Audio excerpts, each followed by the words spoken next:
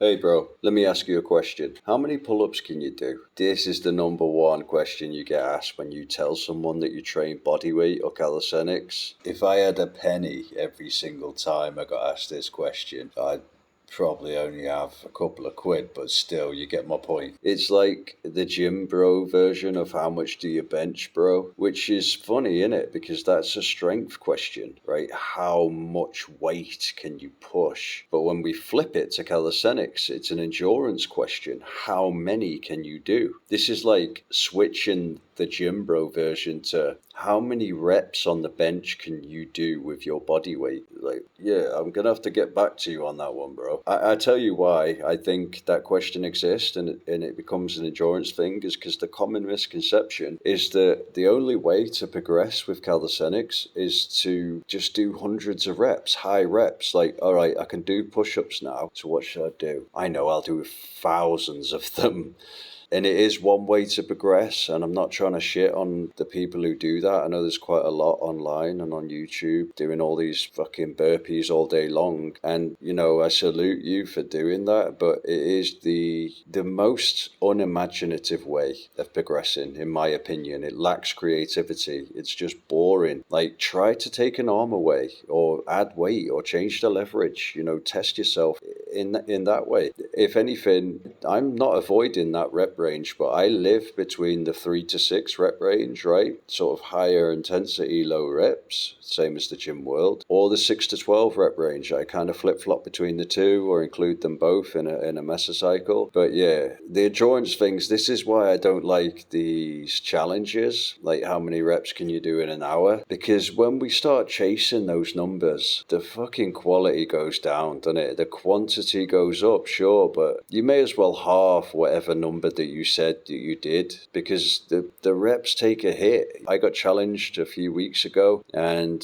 man, it's like good effort if you're just trying to get a pump on, but if you're trying to give a number and say that you did that many reps, that the reps have to mean something.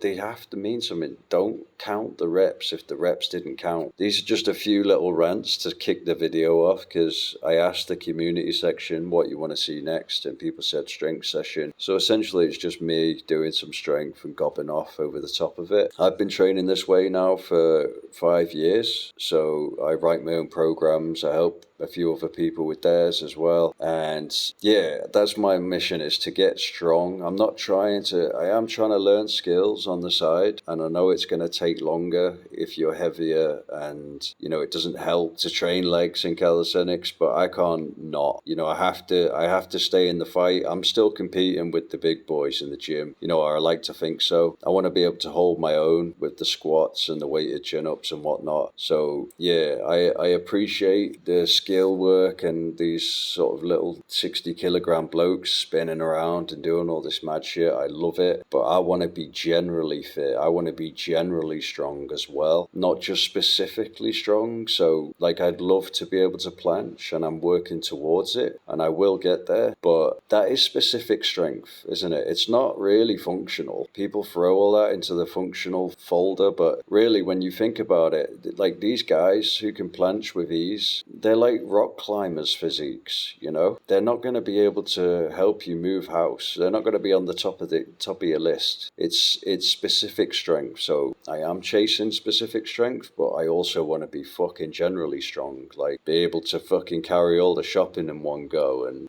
help you push a car. But yeah, if you had to put me in a category, like pigeonhole me, I suppose I do calisthenics and kettlebells, so call it weighted calisthenics. I'm never going to give the kettlebells up. That's what I first got into when I fell out of love with the gym, so to speak, which actually reinvigorated my passion for the gym. I have love for all types of training, whatever you do, bodybuilding, CrossFit. I just like I'm doing what I find the most exciting. And I was saying to someone this morning, calisthenics reminds me of, when you used to collect all those little toys in the cereal boxes as a kid. And for me, it's like I'd collected all 5 with the weights, it was like being on a hamster wheel. There was no stimulation stimulation anymore. It's like, fucking hell, go in and do bench press and deadlifts. And like I say, I still have love for that. I want to keep up that general strength. But with calisthenics, you feel like a beginner every day. There's always a toy out of the box, out of the cereal box that you're still trying to get. You know, there's always something to work towards, especially with the mobility on top, you know, because you're going to